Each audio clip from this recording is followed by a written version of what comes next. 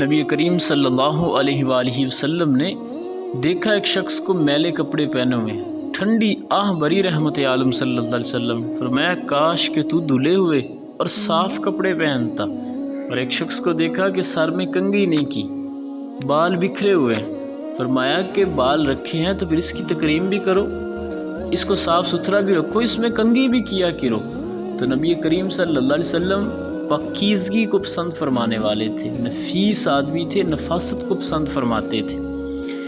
اور یہ بھی یاد رکھیں جمعے کے دن ان چیزوں کی اہمیت زیادہ بڑھ جاتی ہے۔ امام شافعی رحمۃ اللہ علیہ کے نزدیک تو جمعے کے دن غسل کرنا یہ واجب ہے کہ اس کے بغیر جمعہ نہیں ہوگا، لیکن ہمارے امام اعظم ابو حنیفہ رحمۃ اللہ علیہ کے نزدیک جمعے کے دن غسل کرنا سنت مبارکہ ہے۔ اور یہ سنت کیسے بنا کہ وہ کچھ لوگ کام کاج سے فارغ ہوئے اور مسجد آ گئے، کوئی کھیت سے آ گیا، کوئی مزدوری کر کے آ گیا، اسی طرح بغیر غسل کیے مسجد پہنچ گئے۔ جب زیادہ لوگ مسجد میں جمع ہوئے تو کچھ لوگوں کو دقت ہوئی، پریشانی ہوئی۔ ظاہر ہے جب انسان غسل نہیں کرتا اور کام کاج سے فارغ آتا ہے تو جسم سے ایک بدبو آنا یہ ایک فطری بات ہے۔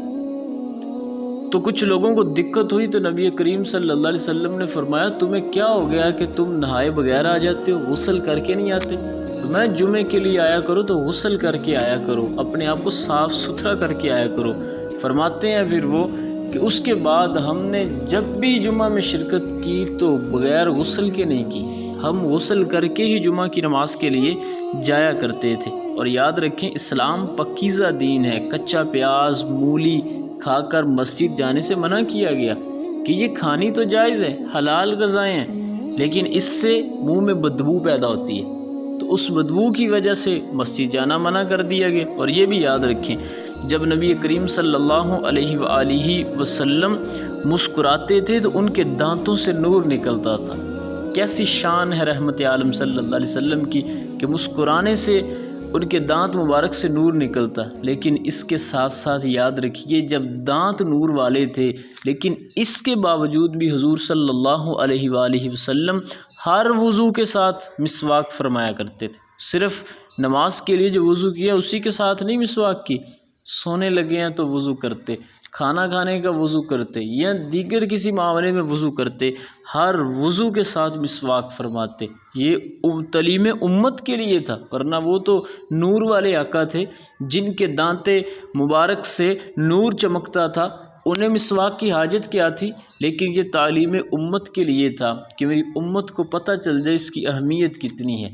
تو صفائی کو پسند فرماتے، صفائی کا خاص خیال رکھتے، اور اس جمعے کے دن کے لیے خاص آپ کا طریقہ کار تھا کہ آپ جو بال وغیرہ جسم کے کاٹنے والے ہوتے ہیں انہیں ہر جمعے صفائی کا انتظام فرمایا کرتے تھے۔ تو یوں جمعے کے دن کے آداب کچھ بیان ہوئے اور جمعے کے دن غسل کرنے کا بھی جو ہے وہ اہمیت کا بیان ہوا۔ تو ہمیں چاہیے اس دن خاص کر اپنے آپ کو سنوار کر اچھا بنا کر صاف ستھرا ہو کر مسجد کی زینت بننا چاہیے، اور عام دنوں میں بھی اپنے آپ کی صفائی کا خاص خیال رکھنا چاہیے۔